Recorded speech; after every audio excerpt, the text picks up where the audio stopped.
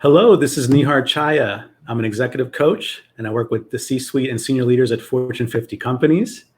And this is the Executive Experience, my first LinkedIn Live series, where I'll be interviewing my favorite business and thought leaders about various topics related to career success and business success. And for my first event, I'm so excited to welcome my dear friend, Dorie Clark. Dorie is one of the top 50 management thinkers in the world. She's the author of 3 groundbreaking books on personal branding and reinvention. She is an HBR, Harvard Business Review contributor. She's also a professor at the Duke and Columbia Business Schools, and she and I are part of the Marshall Goldsmith 100 Coaches cohort. Dorie, I'm so excited to have you here. Thanks for being here, and how are you today? I am awesome. It's so good to get to talk to you and to get to see you, Nihar. Dorie, I'm excited to get into this with you. And for those of you that are just joining, please feel free to type in the chat box where you're from. We'd love to get a sense for who's on the event. And also, if you like what you're hearing, feel free to click like and share it to your network so we can have more people join in. So Dorie, we're going to talk about a few things here. To give some background in terms of how we met, I have no shame in saying that I was a huge fan, and I still am. As somebody who's worked in the executive coaching business for about 15 years, I am always on the hunt for some really groundbreaking thought leadership and ideas. And when I ran across your writing over the past 5, 6, 7 years, I always found your writing to be particularly unique, a great voice, but also things that we just don't hear from everybody else. And so I really just reached out to you as a fan and asked you, could we talk? Could we get to know each other? And also, could you help me think about my coaching business? And so it was great to start working with you a couple years ago. And here we are.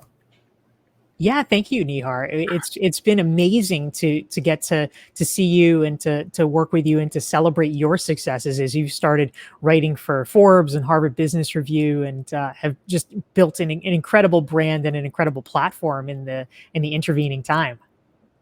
Well, Dorie, one of the things that I think I was very taken by in terms of your focus is really that it's okay to have lots of different interests in terms of building a business and building a career.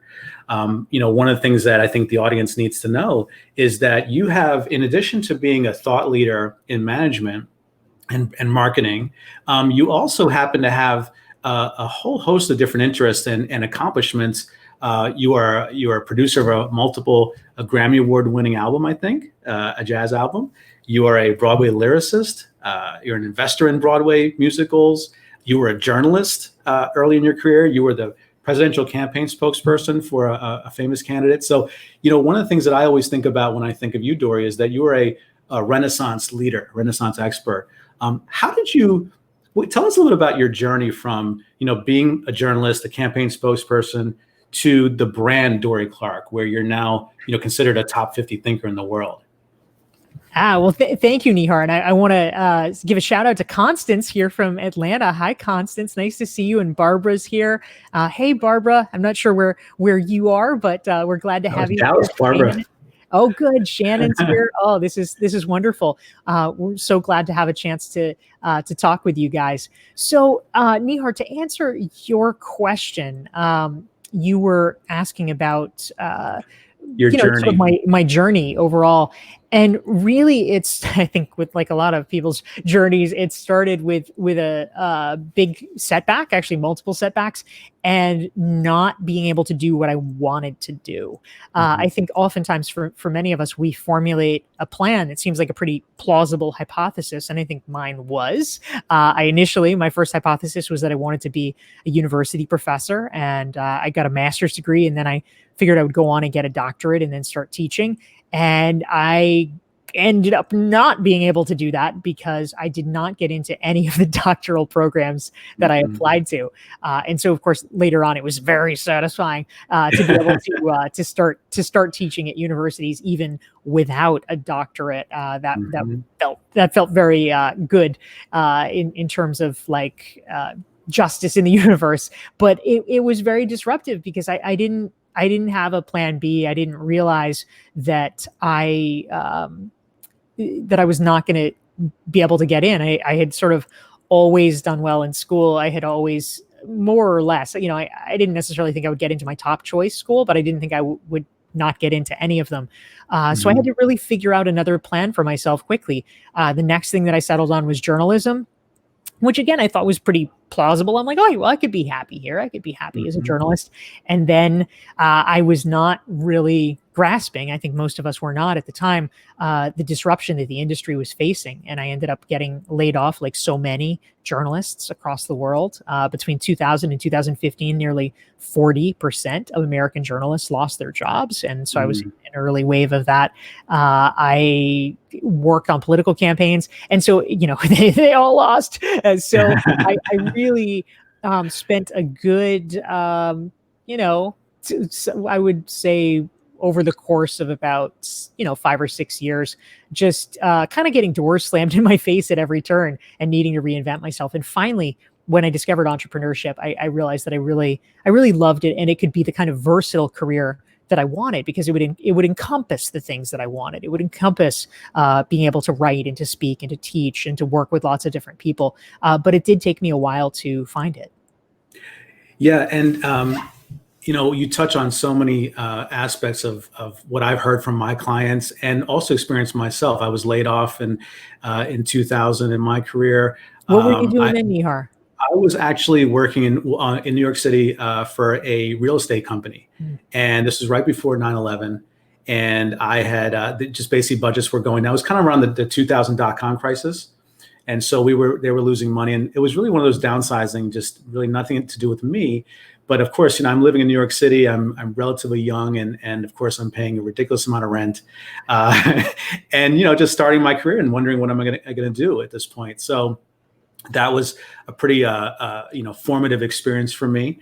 But also, I've been in situations where I came out of Wharton Business School and just didn't feel like I knew what I wanted to do. I came out with this very generalist background, with an MBA in finance, but didn't want to work on Wall Street.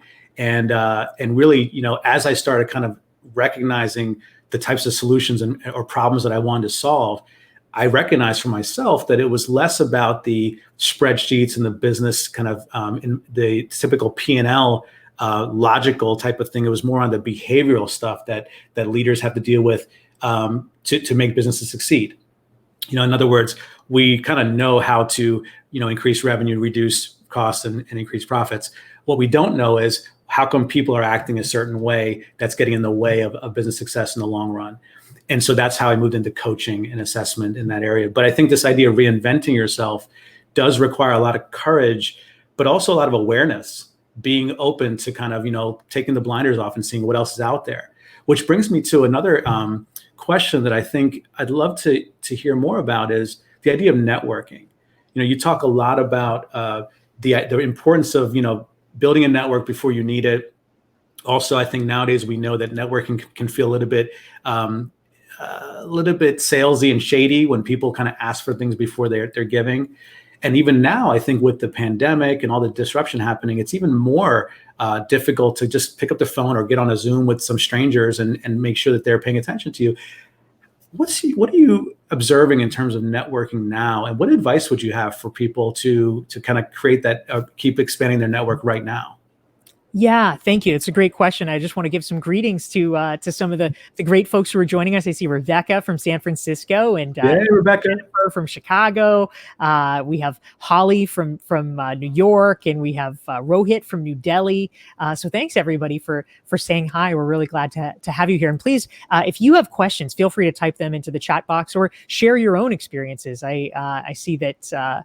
That Holly is weighing in about same here about wanting to be a professor and it not working out. I mean, right? Honestly, they did us a favor, but at the time it never feels like a favor. So Holly has gone on to build a great career for herself. So anyway, I think when it comes to networking, I actually wrote a piece about this just last week with our mutual friend Alyssa Cohn for the Harvard Business Review, and it was talking about virtual networking because I often have been a big fan and a big proponent about, networking dinners and things like that, which of course are not so much a thing right now with the pandemic going on. And so we talked about how to do, Zoom calls, like Zoom networking and that sort of thing, which actually in some ways can be dare I say it, in some ways it can be even better in the sense that often there's a lot of distractions at a restaurant. Like there is something sort of primal and good about eating together and that sort of thing, but also there's a million distractions. We have faced them all. We've faced restaurants that are too loud and the acoustics aren't good. They refuse to turn down the music. There's like a big pack of drunk people next to you and nobody can hear. And this way on Zoom, everyone can hear. Everybody is listening. Everybody is really fully engaged and paying attention because we create that climate. So that can be quite powerful. But I think overall, when it comes to networking, it can feel harder sometimes to connect with new people, but it doesn't have to be. I think that as with anything, right? If you were connecting with some like total far off stranger, I think most people probably don't want to do that now. But it's a question of like, well, what is your warm lead? What is your reason for wanting to do it? If you are introduced by a mutual friend and the mutual friend says, Nihar, you need to really meet Dorie. Here's why. And Dorie, you need to meet Nihar because of this other reason. I mean, if you can, and this is true in regular times as well, but I think probably even more in pandemic times, if you can provide a decent reason, an explanation for people why they should connect, they're still interested and willing to do that. I mean, the world has not stopped. And I think even cold outreaches can be valuable if there's, again, it's about just being really explicit about your reason, about your rationale. Why do you want to do it? I hear all the time from people. I mean, you're a member of our recognized expert community that I run. And there was a post the other day from someone who was like, oh, I did this networking meeting and it didn't really go as well as I wanted. It didn't really feel right. And, it seemed like the other person was kind of being transactional. And I think we all have sort of experienced that, but often what that results from is a lack of clarity about what the meeting is really about. If the other person thinks, oh, well, she wants to buy a thing, and so this is just kind of a preliminary, let's chat, and then you can buy my thing, then they're going to come into it with really different expectations than if your thing is like, oh, well, let's just, connect and trade notes, and maybe we can do something together in 5 years. So we really need to make sure we're on the same page about why we're taking the time to meet in the present. Yeah, I think that's so spot on. It's the intention behind it and making that explicit. And I also think that, internally, it's important to have a really positive intention as well, because I empathize, with anybody that feels a certain sense of desperation right now, whether it's trying to interview for another job or keep their job and try to get promoted internally, or develop business for your own, develop sales for your own business. Are you calling people up because you want to get a meeting, or are you calling people up because you really genuinely want to know how they're doing? I think that's certainly something that we oftentimes have to ask ourselves, what is the real intention here? And I think it's okay to actually be very honest about it. Say, hey, listen, I think it's time for us to talk again about a contract or what we're working. In fact, just yesterday, I got a call from a client that we actually did stop our talk about developing business together March 10th or so, right before the lockdown. And I didn't even interact with them except to say how they're doing, and they reached out and said, "Hey, I think it's time we talked again about it." And at that time is going to be different for different people. Some people are going to still have to deal with family issues and the disruption, and some people might be ready. But I think just easing into that conversation can be quite helpful. Yeah, Dorie, it's a great before Nihar. Oh, sorry, go ahead. Before I cut you off, I did want to give a shout out to some other folks that we know together. Jennifer is on the line. And we have, of course, Holly, as you said, but I also want to give a shout out to two of my dear friends, Primo and Barbara. Barbara is right here in Dallas. She's another coach here. Primo is somebody I coached at GE. Thanks for joining. And Dustin, of course, is on. I think you might know Dustin. I'm not sure. But we have a few folks here. So thanks for joining. And guys, please feel free to type in any questions you have for Dorie. I certainly will not be monopolizing this conversation. Would love to get your thoughts and your inputs, because Dorie has a lot of wisdom to share. Oh, or your questions for Nihar. He's a pretty good font of wisdom as well. We want to give a shout out. Oh, look, it's Chris coming in from Chile, and we have fellow recognized expert friend Antra, also from Chicago. So this is a great group. Thanks for joining, guys. So Dorie, one of the things that I did want to talk about, in terms of, networking was one example, but another piece of this is standing out. You have, and that's kind of what we actually had as a title for this talk. You've written a great book called Stand Out, but really a lot of your work has to do with being a recognized expert. How do you actually get people to notice your gifts in a world of so much, competition, but also just everybody else trying to find their way as well? And particularly now, when people in this time of social distancing and distraction, what do we do to stand out? What do we do to really, show off a little bit? But, as you probably remember, I wrote an HBR article called "Is Your Direct Report Outshining You?" And, we can feel a little bit on the defensive if people are kind of competing with us, but everybody needs to find a way to stand out. And so how do you recommend people do that now in particular? Yeah, when it comes to how do you stand out in a time when there is, just modern life is a time that's filled with a lot of noise. All the social channels, all the things, but the pandemic has created another layer on top of it, obviously, because people are just taxed in different ways. They're on Zoom calls 8 hours a day. Like, there's only so much mental bandwidth they have to take in new things or new information. And it's, for most people, it's not necessarily like they're, let me just seek out everything. And, I think I have certainly seen, maybe some of you guys have as well, a lot of the talk in the early days about life in the pandemic. Yes, for about 2 weeks, it was like, whoa, this is weird. There's nothing on my calendar, because literally all the things you were going to do got canceled. But then after that, it's like, actually we're busier than ever because new things get on the calendar. It was like this little window, this little liminal period where it's like, oh my God, in my case, I was supposed to go to Russia, to Egypt, to Dallas, to Vancouver, all these trips over like a 6-week period, done, gone, boom. But they ended up getting filled with a million other things. And I'm hearing from so many people that they're busier than ever. So what do we do in that? I would say that for me, one of the most powerful things is content creation. And that's something I talk about a lot in the Recognized Expert course and community, because it's sort of a uniquely valuable way, first of all, of codifying and solidifying your own experiences and your own impressions. I think it's if you can think of it as like journaling, but with a purpose for other people too. It's like, well, how are you making sense of it? And, you were asking Nihar about standing out. This is where I think, I put air quotes around it because the word gets overused, but the sort of authenticity question comes in. You are having ideas and experiences that, as a human, probably other humans are having those experiences, but you are seeing them through your own lens. You have your own stories, your own take, your own perspective, your own anecdotes. And the more that you can tap into them, that's what makes like a great love song, right? Like you mentioned that I do musical theater writing.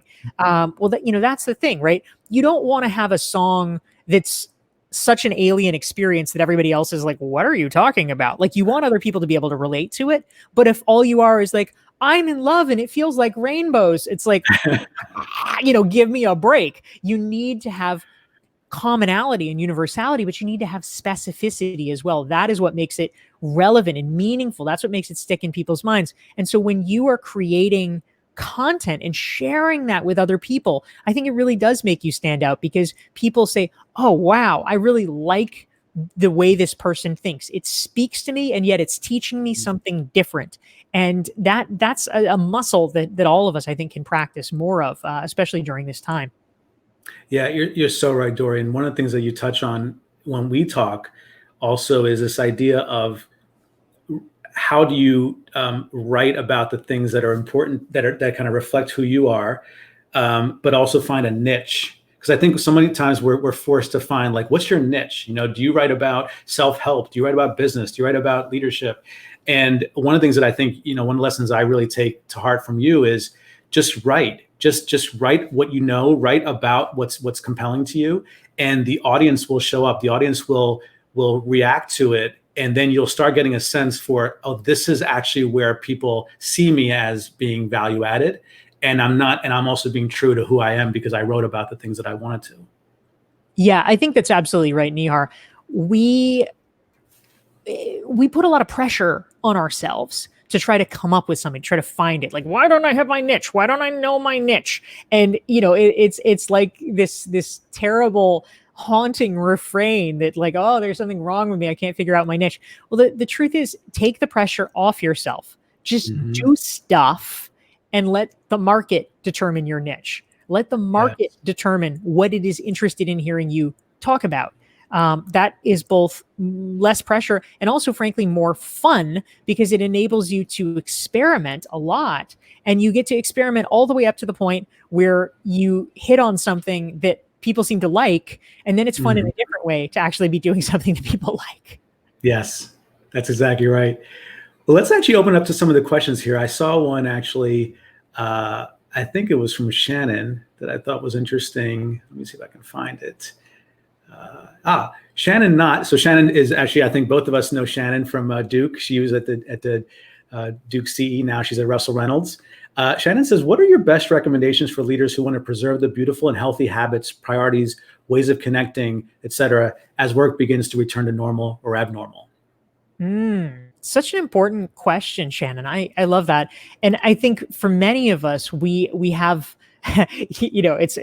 it's with all things. It's a little bit of good and a little bit of not. I was just reading our friend Nihar, our friend Martin Lindstrom from the MG 100, the Marshall Goldsmith 100 Coaches Program. I was reading his book last night, biology, BUY-ology for a coronavirus world. I'm actually going to be doing a LinkedIn live stream tomorrow at 9 with Martin. So if anyone wants to tune in for that. But I was listening to it or reading it. And one of the things he was saying is like, so what are our trends in a coronavirus world? And one of them is he's like, we'll all get fat. Everybody's stress eating. Everybody's gym is closed. We will all get fat. And so it's like, oh God. Yeah. I'm sitting here in New York, and of course my gym has been closed for the past 2.5 months. I was like, 2 weeks, no problem. But now I'm like, whatever, trying to come up with some random thing with resistance bands and body weight exercises. Yeah. So anyway, certain habits we will need to get into again, like our health. And then there's certain ones that we probably do really want to retain. Like for me personally, part of my way of exercising, which is, not exactly as useful from a cardio perspective as spin class, is that I've been taking long walks. This morning, literally, I took a 2-hour walk around New York.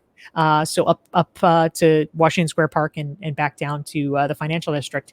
So that's actually really nice. That's really lovely. So I think that part of it is, first of all, just an identification process of getting clear on which ones we want to preserve, and what have been like the sort of 1 or 2 gems that actually are worth retaining. And then like a lot of things, it doesn't get real until it's in our schedule. So I think it's an act of aggressive calendaring.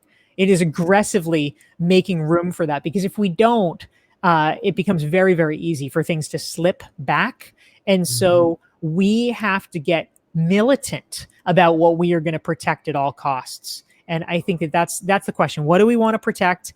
Put it in the calendar, and then make a commitment that we will, it doesn't, this is the kind of thing we have to fend off. It's like, oh, well, but my friend wants to blah, blah, or my client needs to blah, blah.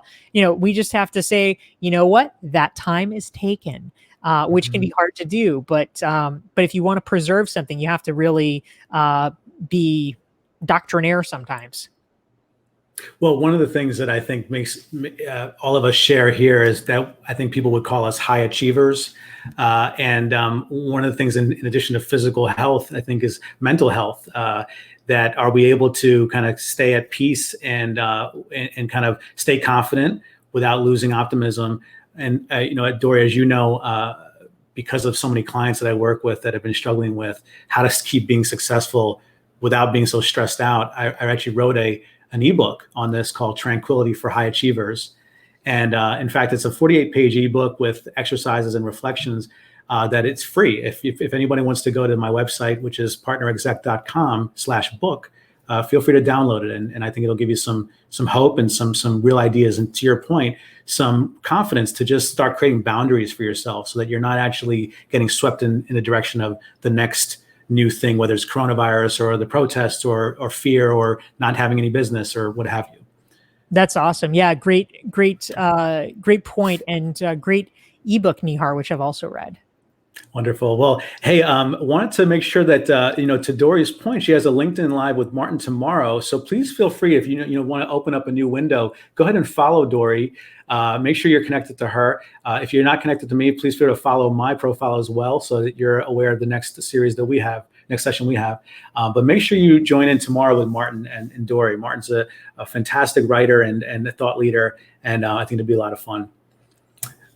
Let's see. I think I did have another question that I wanted to ask you, Dorie. I know that we have just a few more minutes here. Let me ask you this, and if we have a little bit of time, I'll look at the list here. So Dorie, a lot of people don't know this, but Dorie actually was selected by Marshall Goldsmith as the #1 communications coach in the world. And it's not surprising given her, her experience, obviously from the campaigns that she's done to all the writing and journalism. But one of the things that comes up a lot in my client work right now, whether it's with CEOs or senior leaders, is how much they are struggling to communicate during this time of uncertainty. And in particular, I'm noticing that leaders are either becoming really granular and kind of micromanaging because they can't see you and they're not able to just drop by your office every day, or they're going silent. And they're just like, hey, I don't really know what's going to happen. So let's just kind of like figure it out when we hear the next news. But that keeps, obviously, the rest of the organization wondering what's going on. So what are some of the, I guess, maybe in your coaching with leaders on communication, what are some of the areas of advice you give them, and also some of the misconceptions about communication in terms of what people think works, but maybe doesn't work as well?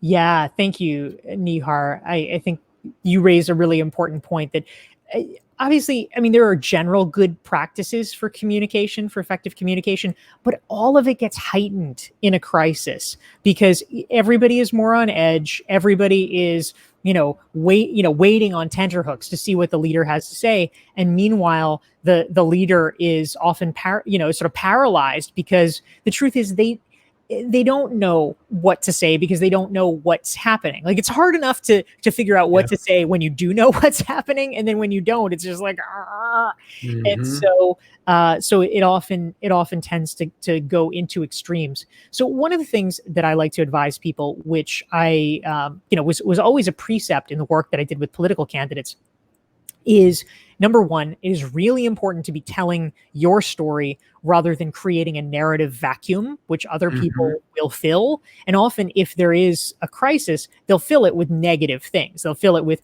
oh my God, I guess they're not talking because they're all in the back room plotting how to lay us all off or something like that. It goes to the worst places. So you need to be keeping the information flow going. If you don't know what to say, if there actually is not a lot of good information, then what you need to do is just draw the boundaries and say, look, I know you want to know A, B, and C. I do too.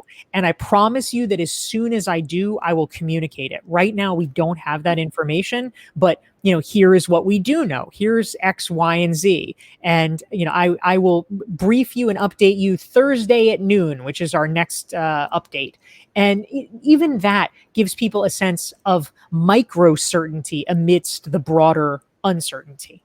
Yeah, that is a great point. So in other words, you're just kind of be actively feeding information, even if you don't know what the bigger picture is going to look like. Just make sure you're in front of people and available. Yeah, and letting them know when you will update them more. Either, we know for sure the information will be ready at this time, or if you don't know that, just say, you know what, I hope I have more information for you, but one way or another, next week at blah, blah, blah time, I will send out another update, and I promise to let you know exactly what I know at that time.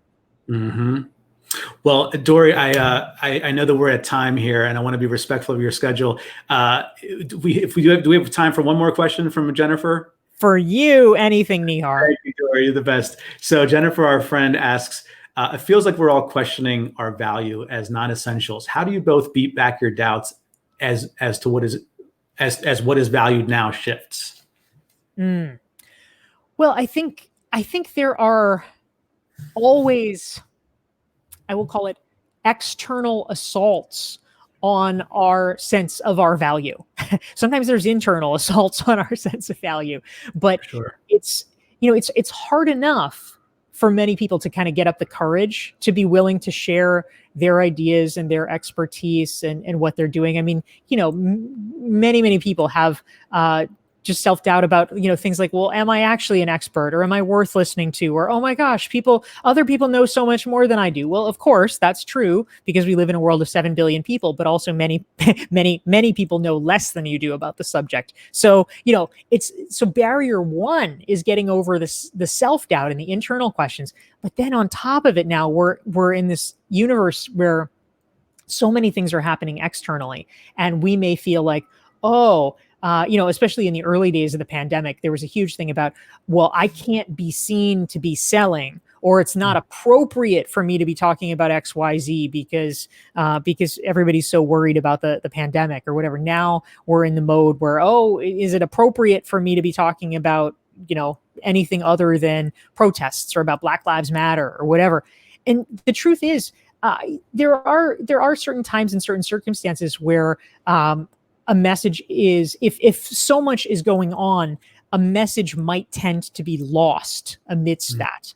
But I will also say that we can't let external events get in our heads in the sense that I think the self-doubt part of our mind is always looking for excuses to stand back and to step down and to say, oh, well, maybe now's not the time. Maybe now's not the moment.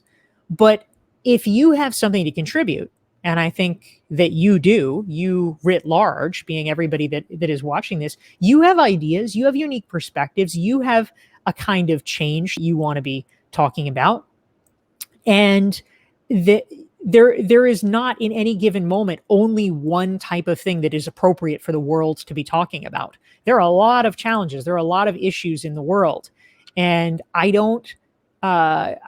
certainly, depending on the news cycle and what's happening, some may be more in the public consciousness than others. But I would never say that only one thing is valid at a given time. In the recognized expert community, in fact, there was a question that was asked just the other day, and a woman who works with people with chronic health issues in the workplace was sort of worried, like, oh, is it appropriate for me to be speaking up, and talking about my thing now, or should I sort of stand down? And I mean, again, maybe for the short term. But the truth is, people who have chronic health issues in the workplace, that's an important issue too. And that's so right. I think that we all need to recognize that we're all doing our thing. We're all making the difference the way that we are best equipped to do so. There's just saying by Rabbi Tarfon that you are not required to complete the work of perfecting the world, but neither are you permitted to desist from trying. And so I think, that's something important to keep in mind. Like, we can't fix everything. We can't do everything. And, you can't suddenly turn and pivot your business to be like, oh, okay, the only valid thing now is this, or the only valid thing now is that. I think that as long as we are, sort of staying the course, doing the thing and helping where we are uniquely equipped to do that, I consider that to be really quite valuable. And I think that we can't psych ourselves out, because the world is trying to psych us out, and we need to be persisting enough to make the difference for the people that we are equipped to help. Wonderful, Dorie. And one of the things that I'll just add to that, which you and I have spoken about, is this might be just the time for you to double down on your activity because others aren't. And so if you want to really stand out and really build your content and build your network, that might also kind of quell the doubt, because you're staying active and you're keeping involved. So Dorie, thank you for everything. With that, I will say goodbye to the audience here. Thank you so much for joining us. Please feel free to dial into Dorie's LinkedIn Live tomorrow. We will be sending out some announcements for my next installment of the series coming up next week. And Dorie, thanks again for the time today. Thank you, Nihar. Great to see so many friends here. Thanks for joining us, guys. Thanks. Bye-bye.